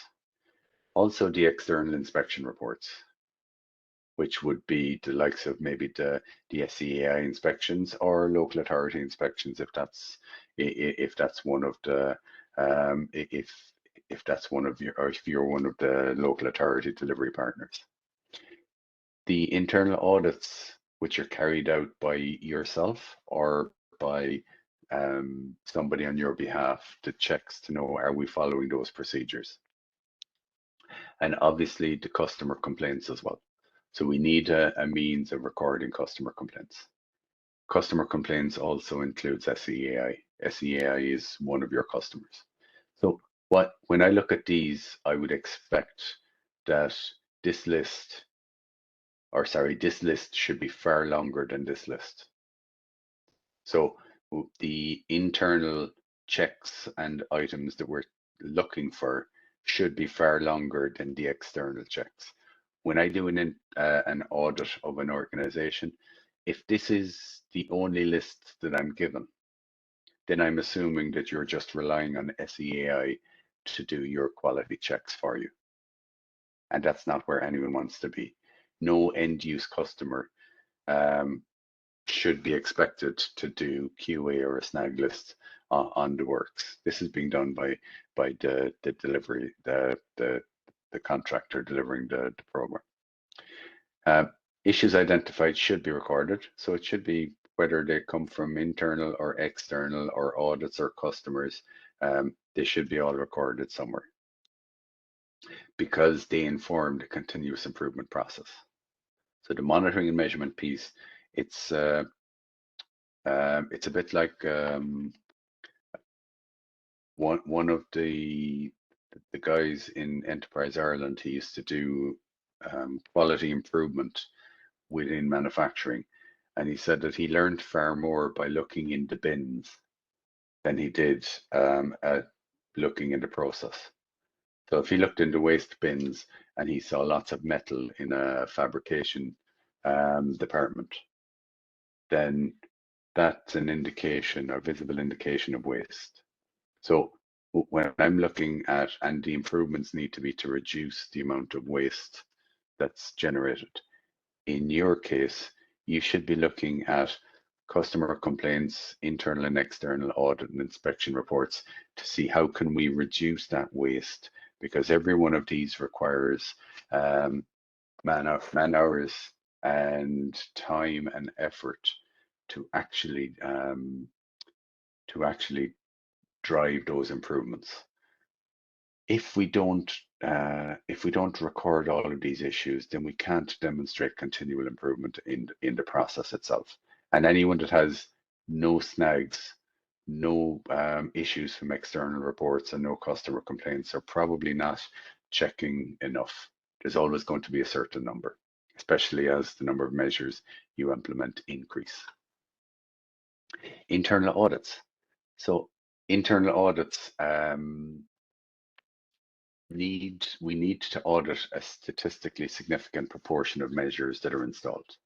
And what's a statistically significant number? That depends on a lot of things. And the number of internal audits that would be required need to be defined in an audit schedule. So the audit schedule is, what am I going to do? When am I going to do it? And when we're developing that schedule, we consider the track record of installers and subcontractors. So what we're doing is we're taking a risk-based approach to doing internal audits. We don't just go way off and do audits just to say we've 10 audits done. I want to focus the audits in the right area. So the track record of installers, I know those installers that are good, and I know those installers that I need to help. So I would focus on the installers that need that little bit of care and attention to bring their level of quality up a little bit. The results of previous audits and inspections. Okay, so the the lads in one geographical area are a little bit lacking from a quality point of view than another. So maybe I need to focus a little bit on the region served based on the results of previous audits. The number of measures implemented. So I also need to have a look at if there's only one measure or 1,000 measures, then maybe I need to adjust the audit schedule based on the number of measures that have been implemented. And also the identified risks. So at the start, we mentioned identifying risks and opportunities. So if there are identified risks in a certain area, or maybe it's a new measure that's being implemented, heat pumps are being installed, and I haven't done heat pumps in my business before. So that might be a risk that I need to mitigate the risk through checking and internal auditing. All of the issues identified should be recorded, similar to the monitoring and measurement piece, and issues that come from that inform the continual improvement process. So the monitoring and measurement from the previous slide are the internal checking of the system as we go. The internal audits is a little bit more strategic, a little bit more looking to know, are we following the process? One of the examples I would give is, for example, I check in my notebook every time there's a declaration of works that needs to be completed. So I have a checklist to do declaration of works. I need to do the QADP. I need to do I don't know, 6 different checks, and that the person leaving the site ticks all those boxes to make sure that all of those elements are done. So that's absolutely fine, but that's that person's monitoring and measurement. The internal audit comes along to know, did people do those checks on a routine basis? Because I put in the process, I put in the checks, and now I'm doing the internal audit to check to know, was the process being followed? So we do need, this is an integral part of the quality framework as well. And we get to the senior management review. So the senior management review is where I guess the rubber meets the road. It's where we sit back, have a cup of coffee, and review is the quality framework delivering on our intended outcomes. So is what we do from a quality point of view appropriate? Is it suitable, adequate, and effective? And I think if we look at the data and we look, it is a strategic review, so it's not a day-to-day. We don't do a management review every day. We don't do it every week. Maybe once a quarter, where we're sitting back going, is what we're doing okay? A bit like anyone who would have run the Dublin City Marathon. You don't check your watch every 5 minutes, except maybe for the last mile when you're absolutely goosed and you can't get to, you're saying, how am I going to get that last mile in? And that's not speaking from experience this year, it's from other years. But maybe I check at mile 5, 10, 15, and 20 to know how am I getting on, and I have a look at the watch. I definitely look halfway through. So I definitely look at the half marathon mark to know, am I actually on time for the time I'm expecting? And if I have a little bit of time in the bag, I can slow down. If I don't have enough time, then maybe I speed up a little bit. So it's a strategic review. But when we're doing a strategic review of our quality framework, we need to know if it's meeting the intended outcomes. Some of the risks that we would feed into this, into the review. So the SEAI inspection rate, the penalty points that I've got, are my penalty points on the way down or on the way up? Contractor performance. do we have a number of contractors that we have to work really hard with? Or do we have a number of contractors we work with that are easy to work with? And maybe the contractors that are performing very well, that we give them a little bit more reward, in that we give them more work, or that it informs the internal auditing process where we audit the poorer performing contractors a bit more. Some of the opportunities, so from a strategic management review, are there changes to the scheme that maybe direct us and direct the business in a certain direction? The performance from a quality perspective. So looking at contractor performance, it's not about number of jobs. Sorry, part of it is the number of jobs. And when I talk about the management review, I'm not really talking about financial performance. I talk about quality performance and also customer complaints. So how many customer complaints are there? Are we getting a small number or a large number of customer complaints? Is the number of complaints on the rise or is it on the way down? And these are the things that we need to take action to address the risks and opportunities that would have been identified and discussed in that management review. So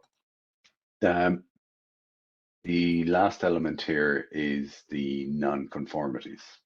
So the non-conformities are, some people consider it airing or dirty laundry. I see the non-conformances piece as the means of driving further improvements.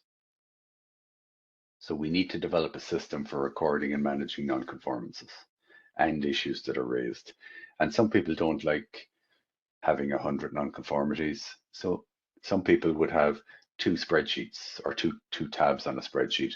One is the non-conformity, which is the serious ones, and one are the issues which may have been identified and addressed.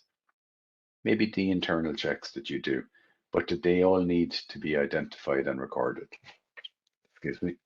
So we identify and record the issue. So we need to record the issue that's identified. We need to record the source of it. How did I find it? So did I find it through an inspection, an internal inspection, a third-party inspection, customer complaint, what it was or what it is or what the remediation was that we carried out, the date we identified it, the date we closed it, and then the status as to whether it's opened or closed. So it's okay to find problems once they get fixed. So we identify and record the issue, we take action to correct the issue and adequately deal with its consequences. Analyze the potential for reoccurrence and take action to prevent it from reoccurring, and periodically review the effectiveness of the corrections taken. And the purpose of the non-conformity system is so that we drive improvements. So I think that we need to understand the importance of the non-conformance system in driving those improvements. It is a key element of the continuous improvement process. So we do need to ensure that we learn from our mistakes and we drive those improvements within the delivery of the service. There's a little bit on the installation works now, and bearing in mind that this is a quality training course rather than a how-to installer's guide. So the installation works that we're going to go through in the next few minutes are related to quality more so than how we mount a heat pump or mount solar PV. And the reason for that is we've got some really good documentation available to us. So I'm an engineer by background, and I had a look at the DTSS SR54, and there's also all of the equipment we have or that we're installing comes with detailed manufacturer's recommendations on how to install them. So if I don't know how to install it, it's in these documentation. So the DTSS It's a reference for contractors carrying out dwelling energy upgrade works under the SEAI domestic programs. And the programs include the Better Energy Homes, Better Energy Warmer Homes, Solar PV, warmth and well-being, the National Home Energy Upgrade Scheme, the One-Stop Shop Service, and others. So there's a lot of different schemes there, and this DTSS is a cheat sheet for me in wanting to implement the various measures.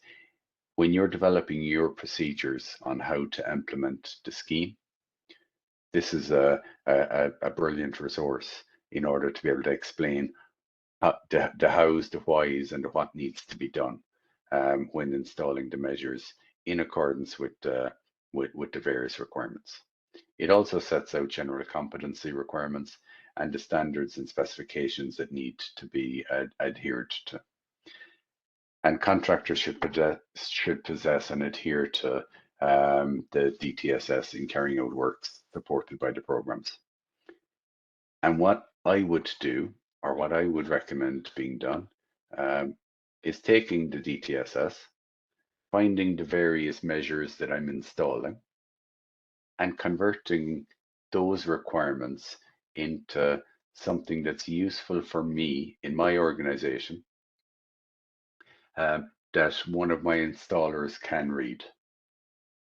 Because telling an installer that it's in the DTSS and it's 150 pages long, that's an inhibitor for somebody who's installing, for example, cavity wall installation or insulation.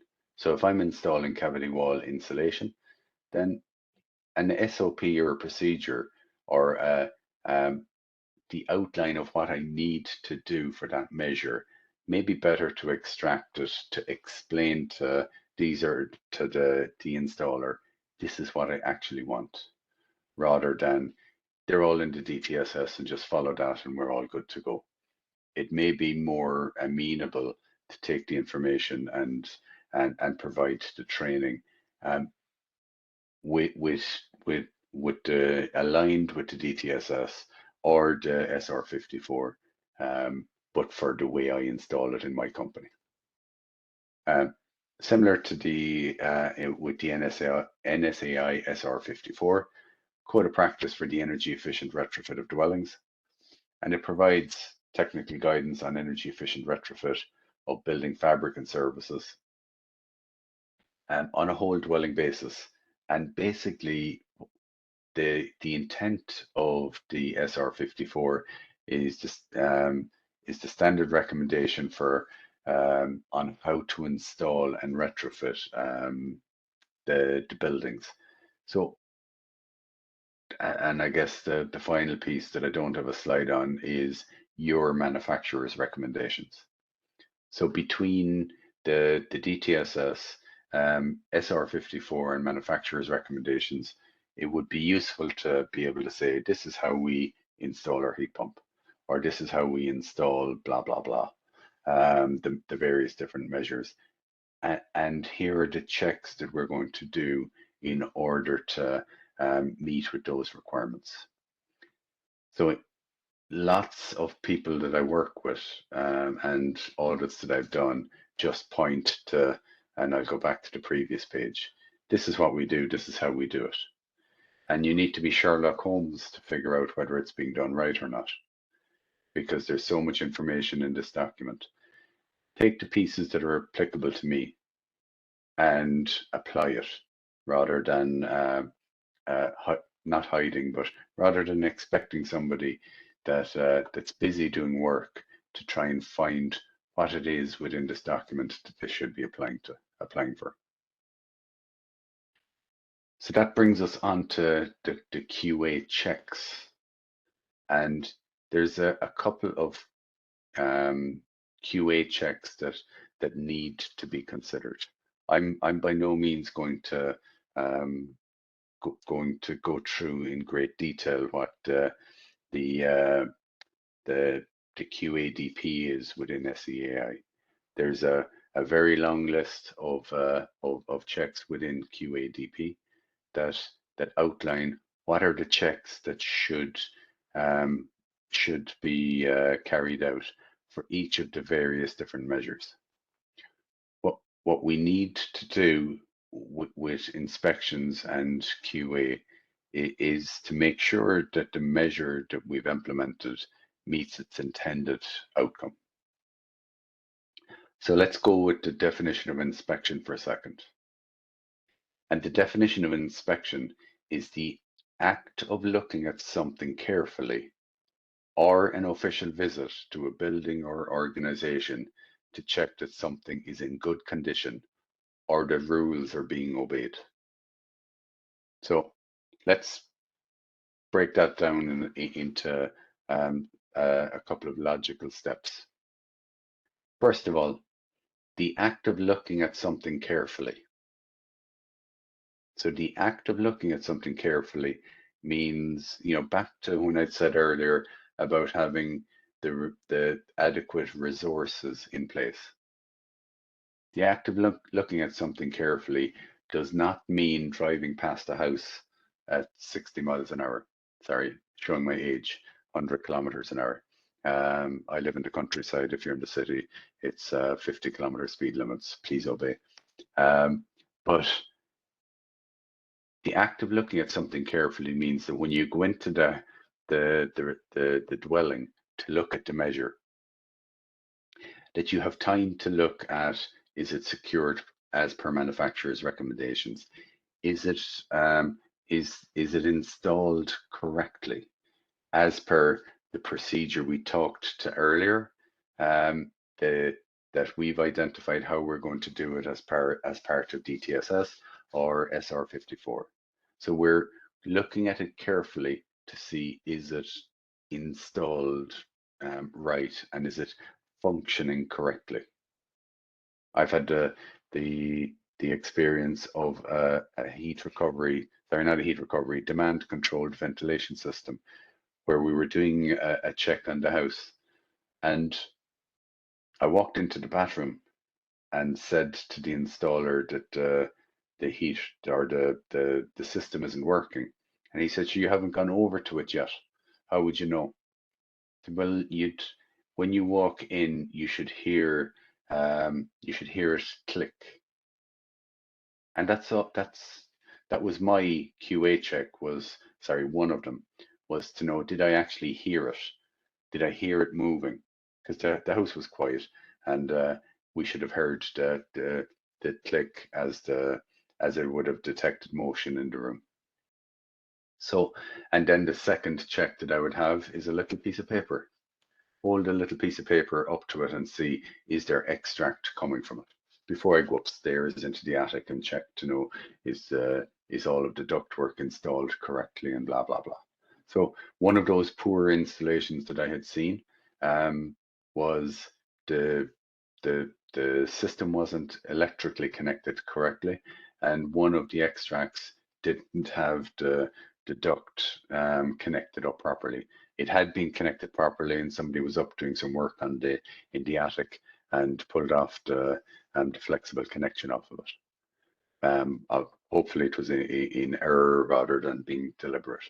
But either way, a piece of paper and my ears were able to detect a lot of what was wrong. So the act of looking at something carefully is an important element of the inspections process. It can be an official visit or to a building or an organization. So that can be a third-party check, or it can be a check by the installer to make sure that he installed it correctly, and to make sure that it's in good condition, as in that it is working, which seems like an odd thing to suggest, but it needs to be working. That ventilation system that I spoke to earlier was not working, and the rules are being obeyed. If the system is required to be earthed and bonded, or it needs to be installed in a certain manner or a certain way, or the photographs need to be taken halfway through a measure, then if they are the rules, then we must follow those rules. And that's what we expect from an inspection, that we're actually defining what it is that we check to make sure, so we check it carefully to make sure that it's working in good condition and that the rules are being followed. So we need to ensure that the inspections of the works check that the rules are being followed, TTSS, SR54, manufacturer's recommendations, etc. Compliance with legal requirements. If we need a registered gas installer, or we need a RECCE certification, or whatever the compliance requirements are. That the measure functions as intended is just as important as all the rest of them. We're installing measures in order to drive energy efficiency improvements and reduce the amount of oil and gas and energy being used in residence. So we need to make sure that it functions as intended. Records of inspections need to be maintained. So we do need to record and keep evidence that we've actually done these checks. Because for SEAI, when they come out and do a check, and they find 5 things that need to be remediated, it's a little disappointing if you've already done a check and you haven't found them. So we don't want to be relying on SEAI for doing all of these checks. Yes, they will come out from a governance point of view. They will come out to make sure that quality is maintained, but you should be relying on your own quality checks, not relying on the SEAI checks. And here's an example of a heat pump installation. So I'm not putting in, or I'm not going to go through all of the checks on this screen, primarily because my eyesight isn't good enough, but also because if you're installing a type of heat pump, then maybe you should start with the SEAI QADP, which is the checks that SEAI are going to do, and have a look at manufacturer's recommendations. If the manufacturer recommends that the external element of the heat pump needs to be that much away from the wall, then you need to check, is it that much away from the wall? If the drain needs to be routed to a downpipe or a drain, then you need to check that as part of the installation, or as part of the quality checks. But so my young fella is currently waiting for his junior cert results, and he didn't have the luxury of being able to see the paper before the exam. So he had to walk in the day of whatever exams he was doing and open the paper and go, okay, let's hope I pass. All of us on the call are in a different position. We've all got the exam paper in front of us now, this minute, because when SEAI are coming out doing the inspection, this QADP is not a secret. This is up on the SEAI website. So you know the questions that SEAI are going to ask before they ask them. So why wouldn't you take the QADP and integrate these questions into your quality process and make sure that for all of the measures that you install, that you check to make sure that all of these measures or all of these checks have been implemented. So it's not like the junior cert or the leaving cert or any other exam. This is an open book exam with the questions given to you well in advance of the measure being implemented. So I'd encourage you to take these checks from the QADP and integrate them into how you check your own system. So the inspection process. Develop your own QA checklist based on the following: the SEAI QADP, as I mentioned, The SR54, the DTSS should probably be in there as well. Manufacturer's recommendations and experience from previous audit findings or customer complaints. So, and we learn from the process. We learn from complaints that have been made. You know, if you realize that you're getting the same customer complaint, maybe it's, for example, in a control system. Maybe it's because you haven't explained to the homeowner what it is that needs to be in order to access a controller or to explain how it works properly. Sometimes it's just a little bit of education with the customer. Provide training on the use of the inspection sheet. So don't just say, oh yeah, we're doing QADP. So if I would always train the installers on what it is we're going to check. So it's not a surprise. So you explain, look, I'm going to be checking for A, B, C, D, and E. So make sure that those things are right, because otherwise I'm just going to be on your back. Record the results on the checklist. So you actually, you don't just go down and go QA DP okay, or QA checklist okay, that you actually physically check. And you know what I find useful is actually writing something onto the checklist to make it, or to demonstrate that you've actually done the check. So maybe it's recording a serial number on the heat pump, or the size of the heat pump, or the taking a photograph of the panels, or basically being able to demonstrate that it's not just a tick the box exercise. Record the results on the checklist. Transfer the issues that you've found into the non-conformance log that we talked about earlier. And the continuous improvement log. Sometimes if it's a serious issue, it may be a non-conformance, but if they're small little snags, then maybe it goes into a different log. What's also really important is to track the issues to closure. So it's not just oh yeah, here are the non-conformances and we'll go off and fix them. If there are SEAI issues, we need positive confirmation that they've been fixed, but also internally, if you've got an issues log, record that the issue has been closed and learn from the issues to improve the system. So to me, the inspections process would typically inform my training curricula for next year. If I'm developing a 2023 training or training course for my staff, I look at all of the things that I found that were wrong last year or in 2022, or items that needed to be remediated, and take that information and actually use it to drive the improvement process. So it's not just oh yeah, we've got a QA process for SEAI and we're all happy.